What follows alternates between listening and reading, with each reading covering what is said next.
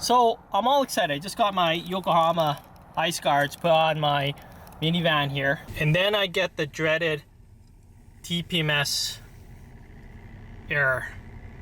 So I'm gonna go visit my buddy Todd at Wheels Plus. And not only is he going to fix this TPMS issue for me, but I figure it's a great chance for me to ask him some questions around TPMS.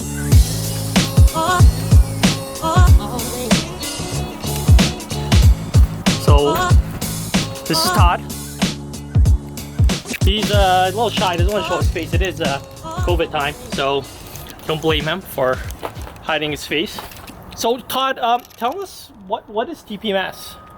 It's a tire pressure monitoring system that your car could tell you when you have a tire that's low on air or flat, and warns you to deal with it before you have a problem. Before you have a problem. Other than obviously the safety and having the tires properly inflated, does it actually mess with any of your electronics at all if your TPMS is off? Sensor's off? Most cars don't have problems. I've seen a few over the years that it will deactivate all-wheel drive systems on some vehicles. It depends on how it's integrated to the vehicle, but most vehicles, the tire pressure system just works on its own little segment of the computer. Right. What's the drawback, or is there any drawback of using, say, an aftermarket TPMS? The only real drawback to aftermarket TPMS is probably durability of the battery, because they're all sealed. They're not, you can't replace the battery when they stop working. But an aftermarket sensor for most applications is at least half the price, if not a third to a quarter of the price of a factory tire pressure sensor. So you can afford to replace that sensor 2 or 3 times over the life of an OEM. OEM, right. And having said that, the aftermarket sensors, I've seen some of them last more than 5 years. That's pretty common for a sensor to last at least 5 years aftermarket. And when you're paying $50 to $60 for an aftermarket sensor or $200 for a factory sensor, and you're getting 5 years out of it, it's pretty good. Yeah, that is, absolutely. And what are we doing here now to get rid of this awful light that we have on there? We have to basically upload each sensor has its own identification number on it that needs to be put through the onboard plug-in. The OBD plug under the dash is how we connect with our computer to the factory computer to tell it, here's what the sensor IDs are, so then it'll know to talk to them. Perfect. We'll let Todd do his magic here. And if any dealerships are charging you $100 to $150 to do this service, they're ripping you off. So an hour labor, that's minimum $150, right? That dealer, yeah, that's some of the big guys, yeah.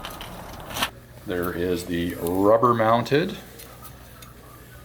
valve stem, and there's the aluminum mounted valve stem. Okay, gotcha.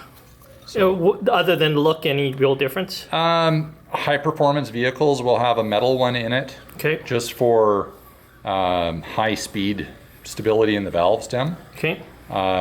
Because at speed, a valve stem will fold, right? Yeah, gotcha. Centrifugal force will pull that stem over. Metal one's not going anywhere. Gotcha. The rubber ones are better for winter because you don't have the aluminum corrosion aspect, because these are just raw aluminum. There's no coating on it, so you get road salt into this thing.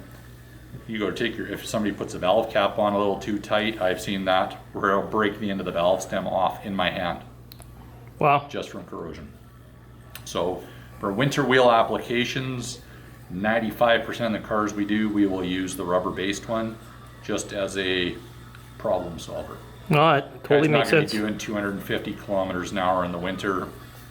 He's not going on a racetrack. He doesn't need that valve stem. OEM ones are, geez, I think they're like 70, 80 bucks each, right? Yeah. And what they will do is they'll sell you the sensor. You have to buy the nut portion separate. Oh, the nut comes with the valve stem or the valve cap, a core, and the retaining nut. It's crazy. Right. how they just find little ways to ask for more of your money. And Todd is returning, hopefully with good news that it's all working. Any awful light? Air pressures are displaying once I clear that off. That's a good picture. That's a good picture. Much nicer than the ugly flashing orange thing I had. So Todd, thanks for figuring that out. No problem at all. And if you need any other tire advice or need to pick up your winter tires or wheels, go visit the guys at Wheels Plus here.